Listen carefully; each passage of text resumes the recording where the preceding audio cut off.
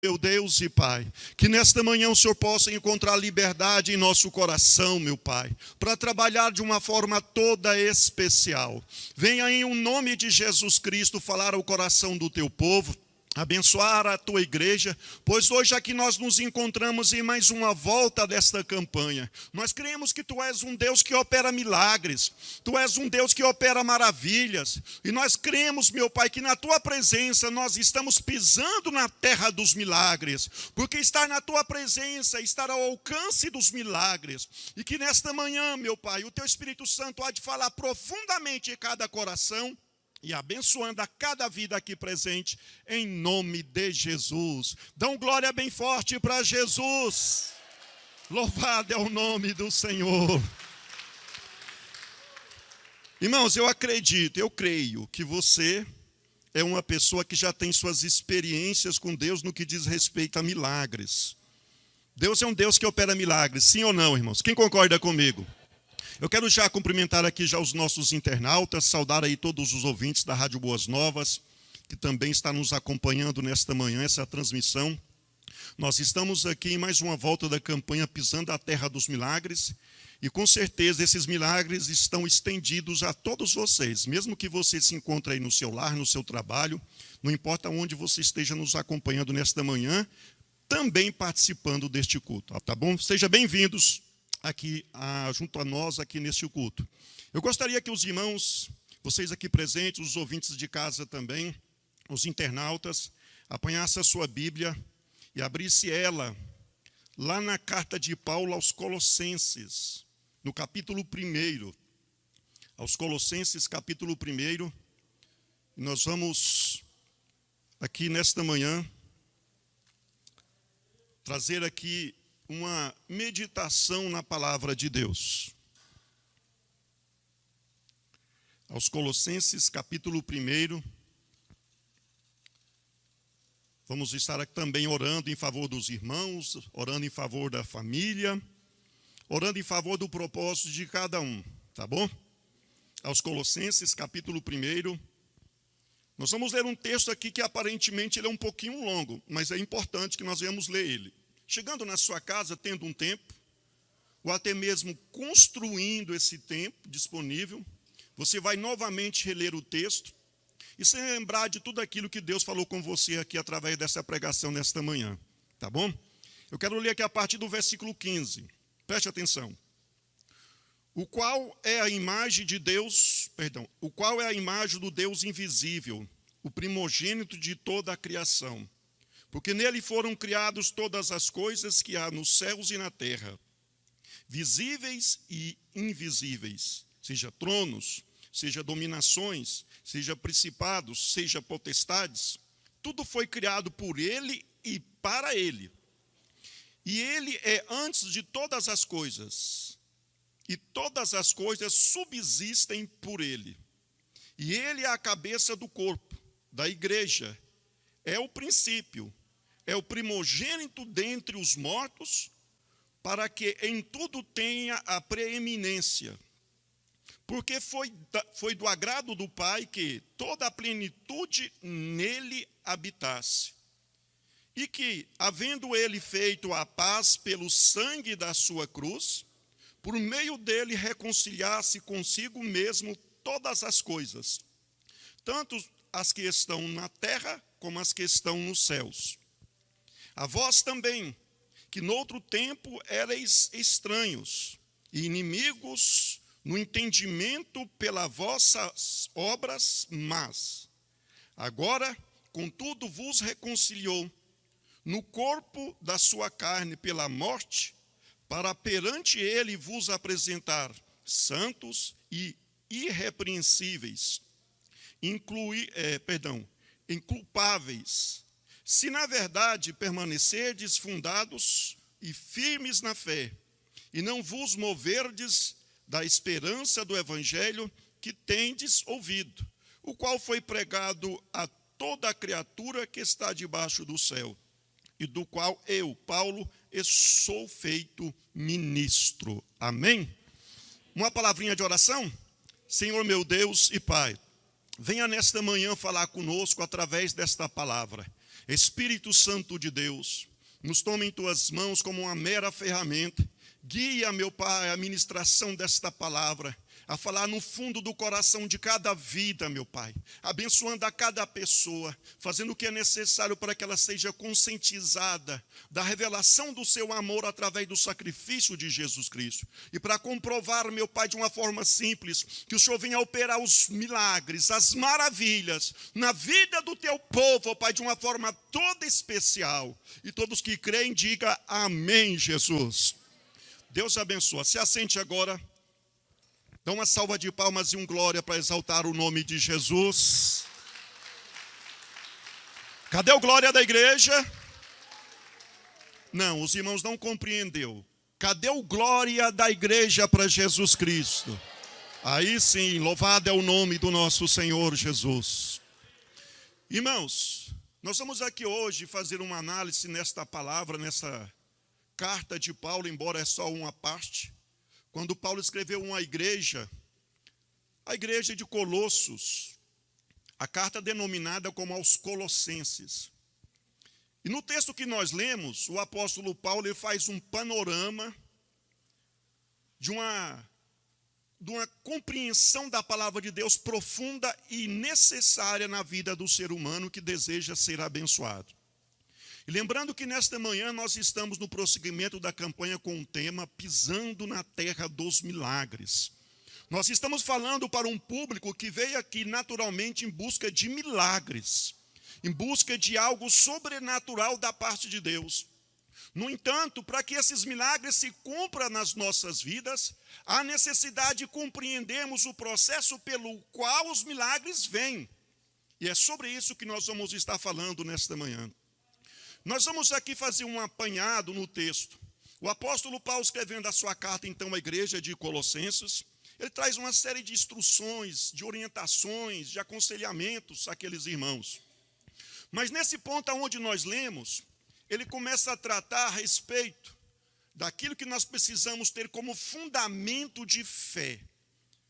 Quando Paulo começa a narrar aqui a respeito da existência de Jesus Cristo, da onde veio Jesus Cristo, e também trazendo a obra que ele veio fazer no mundo e o resultado desta obra. Tudo isso é expresso nesse texto que nós lemos, e nós vamos agora tentar extrair desse texto algumas lições. Nós vamos passo a passo, acompanhando a leitura que nós fizemos, tentar extrair algumas lições que é muito importante para todo aquele, para toda aquela, para toda pessoa que deseja estar na presença de Deus. E eu pergunto, quem quer estar na presença de Deus, levante a mão e dá glória a Deus. No versículo 15, nós observamos aqui o apóstolo Paulo tratando de um assunto muito importante, até o versículo 17. Quando ele começa a mostrar de uma forma simples e clara, que Jesus, ele é pré-existente em relação a tudo que foi criado. Paulo começa a mostrar aqui, fazendo uma defesa da divindade de Jesus Cristo e da sua pré-existência, antecipando a criação de tudo que foi criado. Quando ele diz que Jesus, ele criou todas as coisas, tanto as que estão no céu como as que estão no mundo, na terra. Tudo foi criado por ele e para ele e por intermédio dele. Então a primeira lição que nós precisamos extrair desse texto nesta manhã é de que o nosso Deus, o seu Deus, ele é o princípio de tudo. Ele é gerado de Deus na eternidade. Ele não foi criado, ele é gerado de Deus, da sua essência, da sua majestade. Ele é Deus. Tudo que você imaginar com o intelecto, com a sabedoria, com a mente humana, você deve imaginar partindo do princípio de que existe alguém que criou tudo que você contempla, tudo aquilo que você vê e tudo aquilo que vem a ser o conhecimento da existência.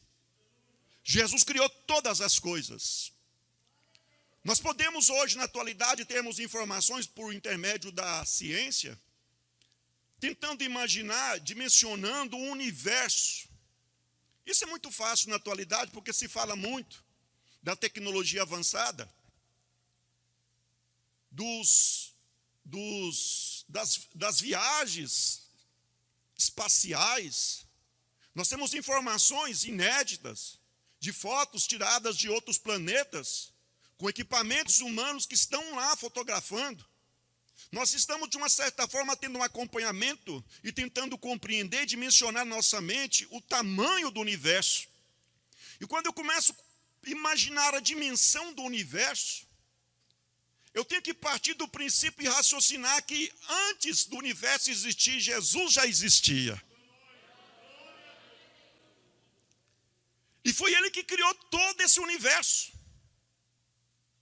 Nós imaginamos o tamanho do nosso planeta, o planeta Terra, que na nossa concepção já é muito grande.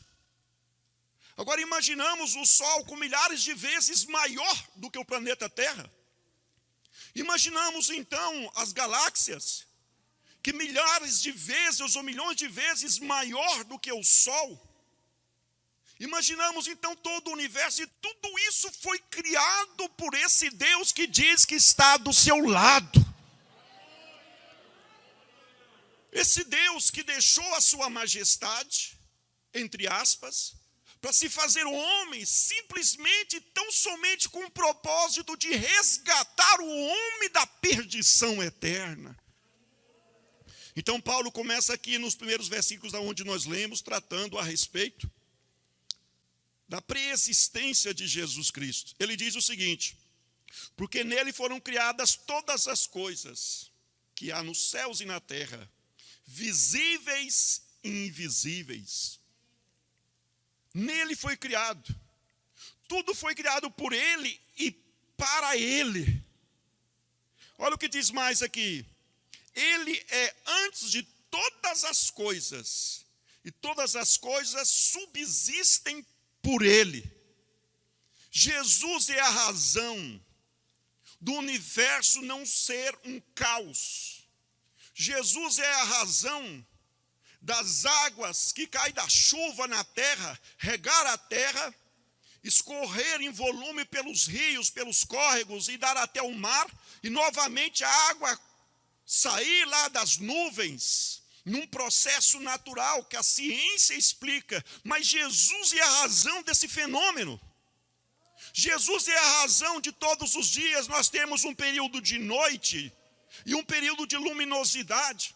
Jesus é a razão pela qual o seu sangue, ele não está de uma forma desgovernada dentro do seu corpo, mas ele tem um caminho correto que foi estabelecido pelo Senhor Jesus Cristo quando ele criou você, quando ele criou o ser humano. Jesus é a razão de nós olharmos para a terra e vermos lá um formigueiro com milhares e milhares de formigas, e cada uma delas realizando um trabalho em conjunto. Jesus é a razão da organização do universo. Jesus, ele é o fundamento e que sustenta tudo que existe com o seu poder, com a sua glória e majestade. Ele é Deus, ele é o Senhor, ele é o Criador. Louvado é o nome de Jesus Cristo. E nós encontramos então o apóstolo Paulo trazendo esse panorama a respeito. Mas Paulo, a respeito de Cristo, da sua preexistência. Mas quando Paulo estava tratando dessa forma para aqueles irmãos da igreja de Colossenses, é porque ele tinha um propósito. E nós vamos chegar lá no finalzinho, aonde era o propósito da argumentação de Paulo. Quando Paulo começa a tratar dessa forma, mostrando que Jesus é antes de tudo, e que tudo que existe foi porque ele criou, pelo seu poder e para si, e ele que sustém, é ele que mantém a ordem das coisas do universo. Jesus está interagindo com tudo, irmãos. Jesus sabe do que se passa na sua mente, nos seus pensamentos. Jesus sabe das fraquezas físicas do seu corpo e também das causas delas. Jesus sabe aonde o seu filho se encontra quando ele não diz para você quando está saindo, aonde ele vai.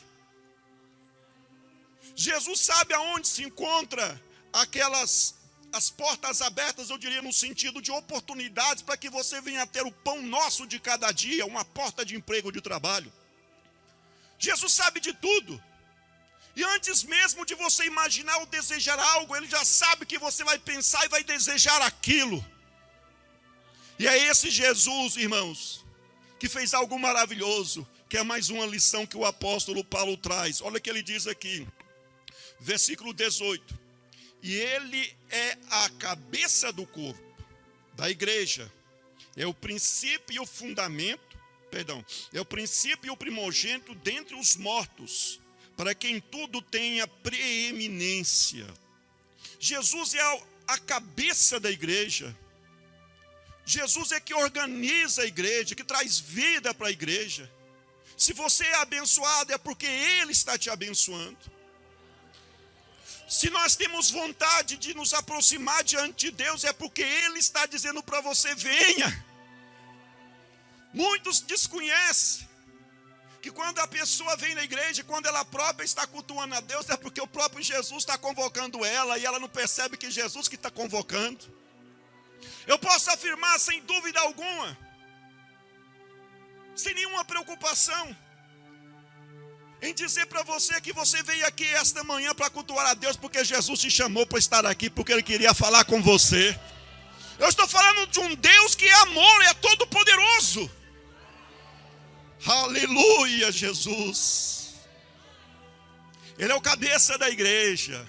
Assim como a nossa cabeça tem o nosso cérebro, que governa todo o restante do nosso corpo, os órgãos, o funcionamento, mantém tudo organizado. Da mesma forma, Jesus mantém tudo organizado. E lá vai um recadinho para aqueles que pensam que o que está acontecendo na atualidade no meio do povo de Deus está passando desapercebido aos olhos de Deus, porque não está não, Ele está contemplando, irmãos. E se Ele está contemplando, só está do jeito que está, porque Ele está permitindo, porque Ele tem um propósito nisso. Ele quer ver eu e você, Ele quer ver toda a igreja dele perseverar na confiança de que há um escape para a igreja, há uma providência para a igreja, há um socorro para a igreja, porque Ele é o cabeça da igreja. Quem toma posse desse socorro, levante a mão e dá glória a Deus. Louvado é o nome de Jesus. Jesus é a cabeça da igreja. E Ele é mais ainda, irmãos. Ele é o primogênito entre os mortos. E quando nós falamos de primogênito entre os mortos, nós estamos dizendo aquele o primeiro que ressuscitou. Primogênito a ressuscitar dos mortos. Alguém vai dizer, bom, mas a Bíblia fala de algumas outras pessoas que ressuscitaram antes de Jesus. Pois o próprio Jesus ressuscitou o filho da viúva que morava na cidade de Naim. O próprio Jesus ressuscitou a filha de Jairo. O próprio Lázaro foi ressuscitado. No Antigo Testamento há narrativas de pessoas que também haviam partido e ressuscitaram. Então como que a Bíblia pode afirmar que Jesus foi o primogênito, o primeiro a ressuscitar dos mortos? Porque a ressurreição que está se referindo aqui o apóstolo Paulo, não há ressurreição para voltar, ter um corpo de sofrimento, um corpo de dor, um corpo suscetível aos aborrecimentos.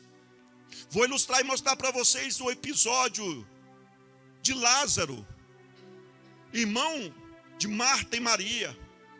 Jesus ressuscitou sim Lázaro, mas Lázaro voltou com o corpo que ele tinha, voltou a ter os problemas que ele tinha. A ressurreição de Lázaro não se encaixa nessa ressurreição que Jesus está anunciando, ou que o apóstolo está anunciando, que aconteceu com Jesus Cristo. Mesmo porque depois da ressurreição de Lázaro, os problemas dele ainda aconteciam, ainda existiam, pois os próprios religiosos da época ainda planejavam também tirar a vida de Lázaro, porque era notório a toda a sociedade um grande milagre que se aconteceu na vida dele por intermédio de Jesus Cristo. Mas a ressurreição que Paulo está dizendo que Jesus ressuscitou, não é para ter um corpo de sofrimento de novo, irmãos. Não é para ressuscitar, para ter uma vida de angústia e tribulação de novo. Não é para ressuscitar, para ter preocupação com adversidades. A ressurreição que Paulo está dizendo que Jesus foi o primeiro, é ressurreição, liberto, livre de toda a espécie de males e de pecado, e que Ele é o primeiro e nós vamos acompanhar a caminhada dele. Você também vai fazer parte desta ressurreição. Louvado é o nome de Jesus. Jesus é a presciência, ou seja, preeminência. E Deus fez dessa forma porque Deus queria que nele fosse o princípio de tudo. Ele é o princípio, ele é antes da criação, como também haverá um reino de Deus, como também haverá homens e mulheres, servos de Deus, que servirão a Deus na eternidade. E Jesus tinha que fazer parte, sendo o primeiro também, da ressurreição, do livramento, da opressão da matéria do pecado, para viver ao lado de Deus. Mas aqui nós aprendemos também mais uma outra lição, quando nós entendemos que Deus disse que era do agrado dele, do Pai, que Jesus fosse o princípio. Mas nós vamos continuar. Paulo também continuava no seu discurso, ele diz mais algo importante, que nós vamos ter também aqui uma lição.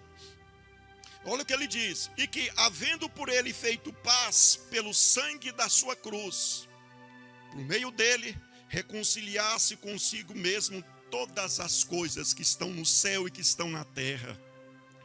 O que Paulo está dizendo aqui, irmãos? Paulo está dizendo aqui que Jesus, quando veio a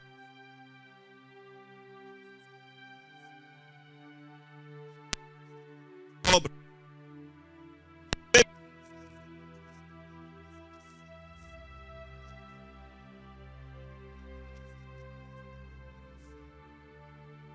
a oportunidade de podermos nos reconciliar com Deus.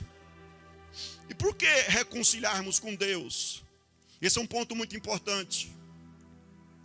Muitas pessoas também desconhecem, mas talvez nesta manhã eu vou ser portador de uma palavra que vai trazer uma certa tristeza ao coração de alguns.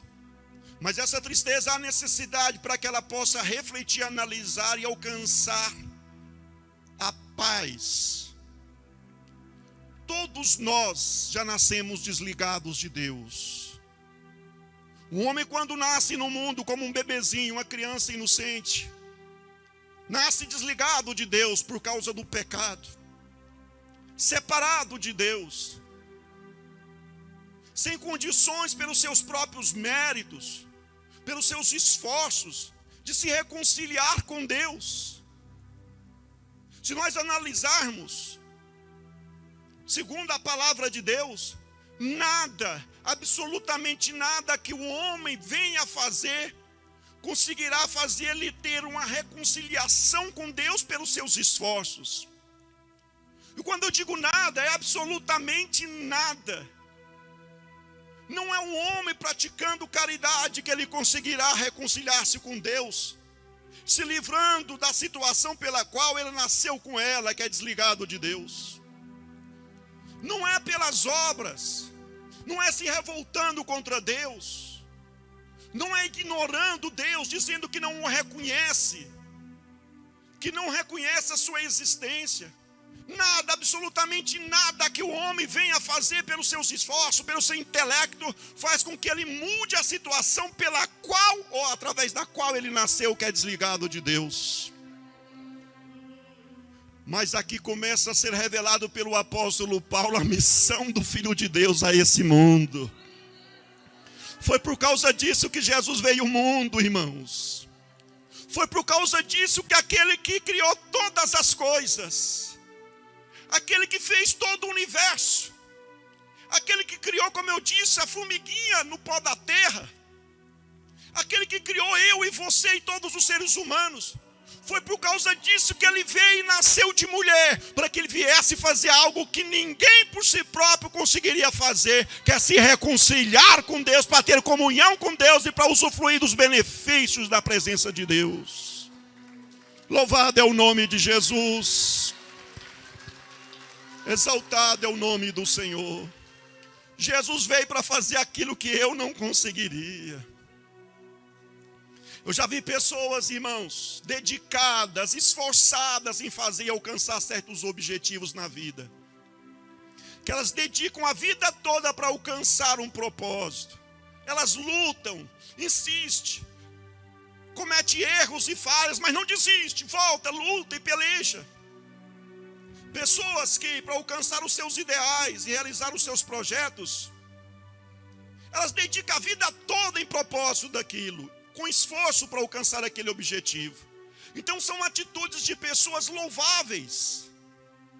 Mas mesmo estas pessoas se elas dedicarem a vida toda, pelos seus próprios esforços, em tentar reconciliar-se com Deus e se livrar da situação pela qual ela nasceu com ela não conseguirá. Porque é impossível pelos esforços do homem e da mulher.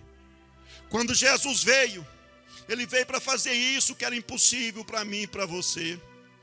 Porque a única forma do homem e da mulher se reconciliar com Deus era o homem e a mulher sendo justificado. E as nossas justiças não é o suficiente, nós não temos condições de praticar a justiça ao nível de termos o merecimento da salvação. Mas quando Jesus veio, e ele se dispôs, e morreu no meu lugar, num sacrifício na cruz do Calvário. Quando Jesus se dispôs a morrer no lugar da humanidade, derramando o sangue dele, aquele sangue era um sacrifício ao Pai. Aquela morte, aquele sacrifício, representava a morte de todo homem e mulher que crê no Senhor Jesus Cristo. De maneira que há 2000 anos atrás, aproximadamente, quando Jesus estava morrendo, dando seu suspiro, o último suspiro de vida, quando ele estava entregando o seu espírito ao Pai, naquele momento ele estava morrendo no meu lugar, no seu lugar, para que eu e você e todos pudéssemos ter a oportunidade de nos reconciliarmos com Deus. Todo aquele que crê em Jesus agora pode estar reconciliado com Deus. Imagine você. Você agora tem comunhão com Deus que criou todas as coisas. Você agora tem do seu lado, não um inimigo que criou todas as coisas, mas agora você tem do seu lado um Deus que te olha e te fala: agora você é meu filho. Você não é mais mera criação, você agora é filho, e como filho tem direito à herança. Você agora é filho de Deus por intermédio do sacrifício que Jesus realizou na cruz do Calvário. Irmãos, você já imagina, você está compreendendo o que Deus está falando conosco? Você tem direito à herança do Deus Criador de todas as coisas, porque Ele te fez filho. Louvado é o nome de Jesus. E isso Ele fez por intermédio do sacrifício que Jesus realizou na cruz, derramando o sangue dele. E com aquele sacrifício, Jesus reconciliou com Deus todas as coisas do céu e todas as coisas da terra. E todo homem e mulher que crê que é o derramamento daquele sangue, que a morte de Jesus Cristo é no lugar da pessoa, reconciliando ela com Deus, aquilo que ela não conseguia com seus próprios esforços, Jesus fez por ela. Ela só precisa acreditar. Você não precisa pagar. Você não precisa fazer nada a não ser acreditar que Jesus morreu no seu lugar. Pastor, é simples assim, é simples assim. Pastor, mas eu fiz tanta coisa errada no mundo. Tem pessoas que chegam e dizem: pastor, você está dizendo para eu aceitar Jesus Cristo, mas você não sabe o que eu já fiz de mal para a sociedade. E aí eu tenho para essas pessoas uma resposta dizendo: eu não sei os males que você já fez para o ser humano, para a sociedade, para a sua família, para você mesmo. Mas você também não sabe que Jesus perdoou todos esses males se você acreditar nele. Jesus perdoou todos os seus pecados se você acreditar nele. E Jesus diz para você que se você acreditar que ele morreu no seu lugar, ele te faz herdeiro de Deus, para ter eternidade na presença do Pai. Louvado é o nome de Jesus. E quando Jesus é aceito, quando as pessoas reconhecem pela fé que Jesus fez esse sacrifício por ela, essas pessoas também são libertas do domínio do pecado, do senhorio do pecado. E aí essas pessoas têm capacidade de fazer a vontade de Deus, de mudar a sua vida, o seu comportamento, o seu caráter, reavaliar os valores de vida. Porque agora elas já foram justificadas, porque elas creram em Jesus Cristo.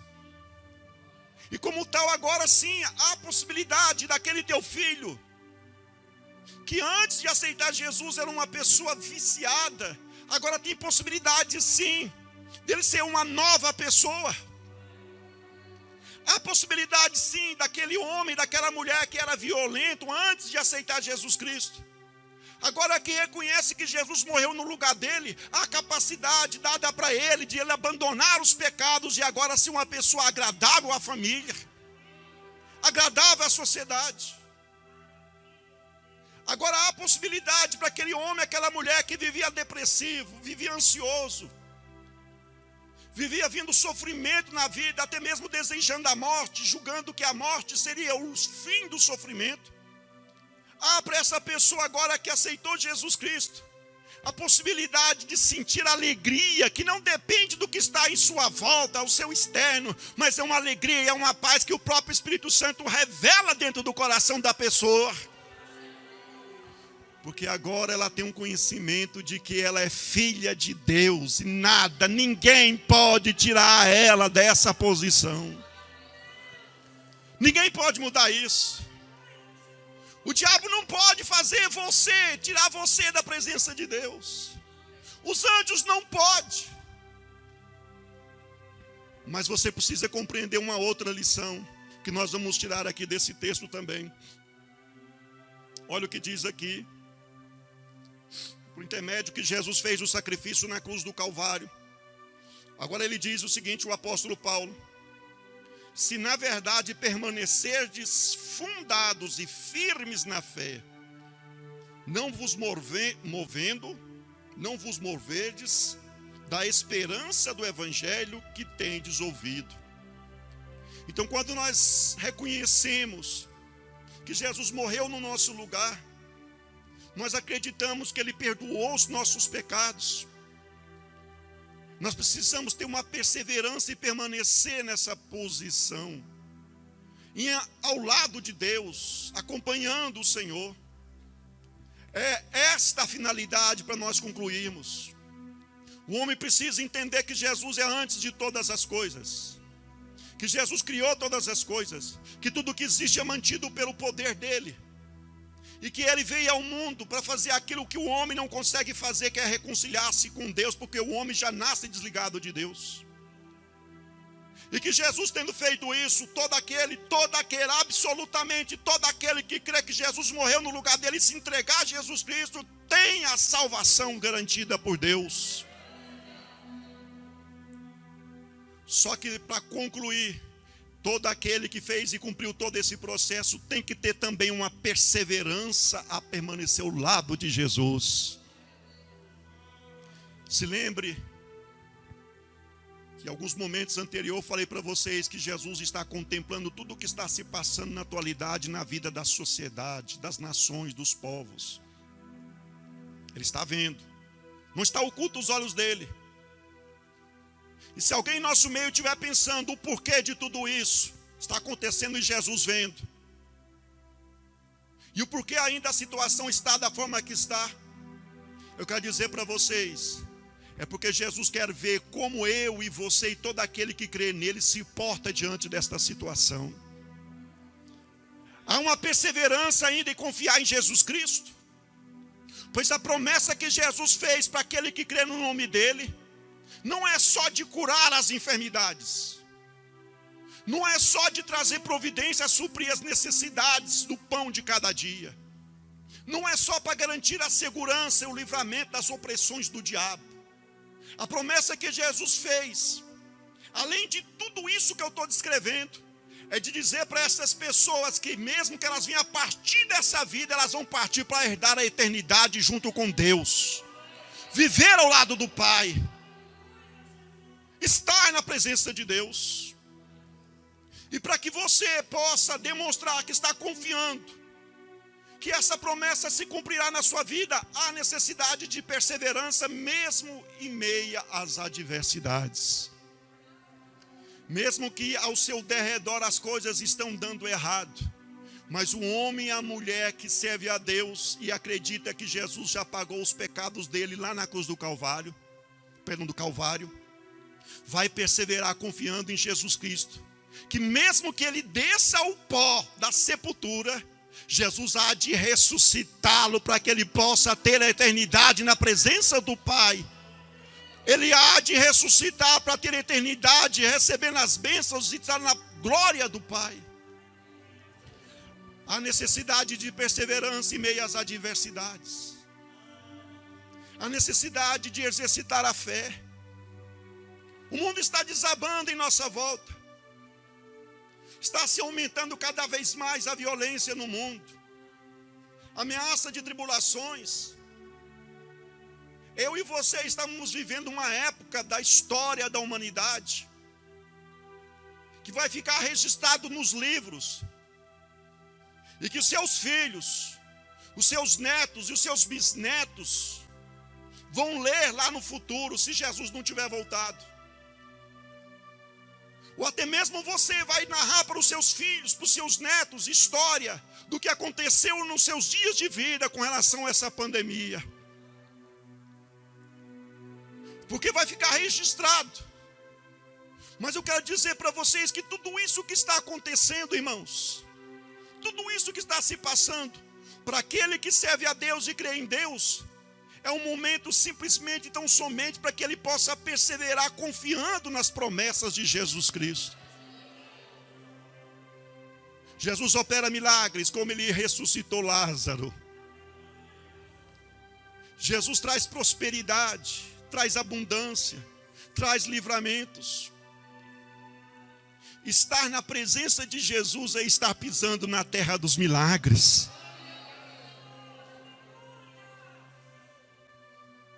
Garantindo a eternidade na presença do Pai.